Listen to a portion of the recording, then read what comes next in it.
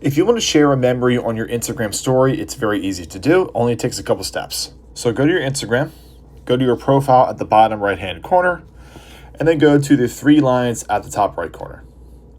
From here, once this loads up, you want to go to where it says archive at the top, and you want to stay in your stories.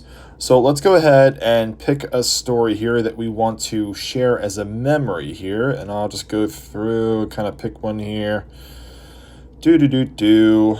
I'll pick this one. So when you're looking at the story, you should have a share icon at the bottom of your story. Go ahead and hit share.